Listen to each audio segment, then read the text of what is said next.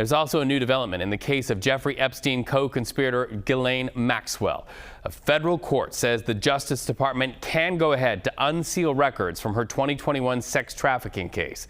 Maxwell was a key associate of Jeffrey Epstein, a convicted sex offender. Well, last month, the DOJ asked 2 judges to unseal those grand jury transcripts and exhibits from both Maxwell and Epstein's cases.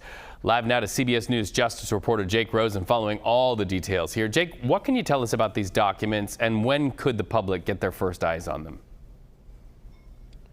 Well, the U.S. District Judge in New York, who issued this ruling earlier today, said that there are voluminous filings that could be at play here. And read it, it's not just what is in these grand jury transcripts or evidence, of which judges earlier this year, when the Department of Justice tried to unseal these before President Trump and Congress both signed and then passed this new law ordering some new transparency aimed at the Department of Justice about the handling of the Epstein and Ghislaine Maxwell prosecutions and cases in multiple jurisdictions. It's really about, in this specific case for Maxwell, what else could be in the actual discovery and the evidence of this case. The judges in the earlier refusals and refutals of this Department of Justice motion to unseal these records said there really was not much in their private review of these grand jury materials, but it's what's unknown. It's potentially hundreds, if not thousands, of pages of new transcripts, new documents, court filings, interviews, all of which will be redacted to remove victims' names and identities, anything that could identify them, this judge said. But again, in the machinations that the Justice Department has had to do now since this Epstein bill and transparency bill was passed by Congress and signed by President Trump, what's unknown here certainly could potentially bring up new information about how Maxwell and Epstein interacted, how they recruited their victims. Unlikely, potentially, that there's going to be a new list of set of names or co-conspirators that were never indicted, but that is the unknown here that the Trump administration and Congress were aiming to potentially reveal to the surface. All right, so does this potentially open the door for the Justice Department's request to unseal records from Epstein's 2019 case?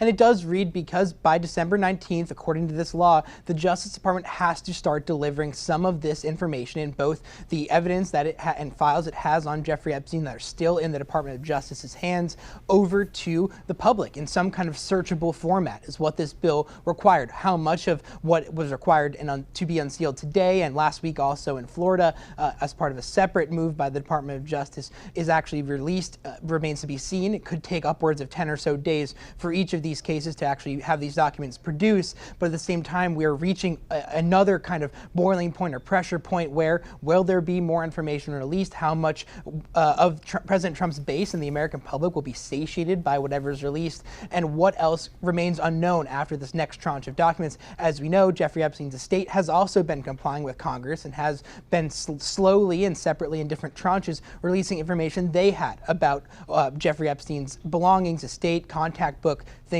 like that. So as we've kind of seen a bubble up here, we are reaching a point where this law signed by President Trump is going to start having legal ramifications. That's why the Department of Justice had to do what they did. And these judges, which are taking the unusual and very rare step of releasing grand jury information and evidence to the public, are citing this law as why they're able to do that, breaking what usually would not be allowed. All right, Jake Rosen following this one for us today. Thank you so much.